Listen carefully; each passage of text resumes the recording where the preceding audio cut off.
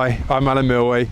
We've come up trackside to the racetrack at Fort William, and we're having a look at the importance of line choice.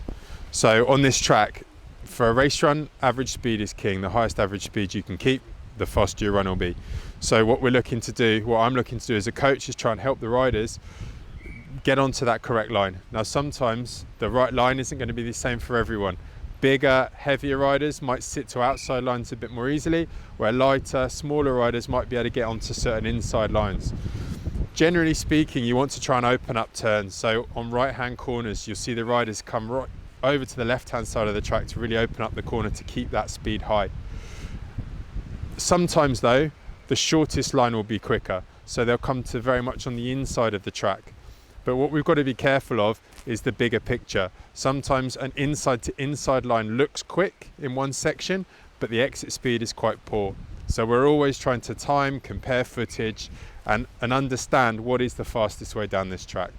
So we come up to one of the new sections on the track, and you'll see we've got two big berms here where there's an outside, and there's also an inside line that runs between the two corners.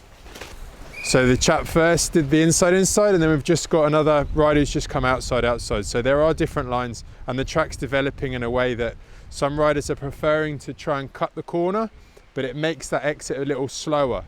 The outside to outside is a longer route, but the exit speed potentially is faster. As we've gone through the weekend, the track is developing as well, so the riders may start on one line and move across the other as the track develops. So Camille's coming through, and she's gone middle to inside. She's going to catch the end of that berm and try and keep her speed on the way out. This track's always changing through here. The ruts are developing, and you'll see the riders now trying to avoid the ruts. So not only are they looking inside outside lines, but their line choice will be dependent on how the ruts are shaping up, because they're going to try and stay out of some of these deeper ruts that are getting worse and worse. So we've come up to a section that's leading into the new section of woods, and this is another area where there's an inside line and an outside line. The inside line is, as we look at it, it's on the left hand side. It's much more direct, but it's much riskier. The riders are hopping on and then they're hopping back off again. It's rutty, it's soft, and it's much riskier.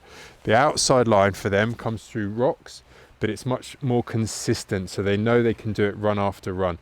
Potentially it's a little bit slower, but there's less risk involved. It's something these riders are always weighing up, and it may be that they actually will practice on one line, and when it comes to race run, they potentially, if the conditions allow, will change their line to be that little bit quicker. For an amateur rider or someone riding on the trail centres, you can still bring these principles into play. When you're riding on corners, think about opening the corner up. Don't end up riding into the middle of the corner, because it will slow you up and you won't carry exit speed. Generally speaking, exit speed is way more important than entry speed. Giving a little bit to gain a lot on the exit is the way to go.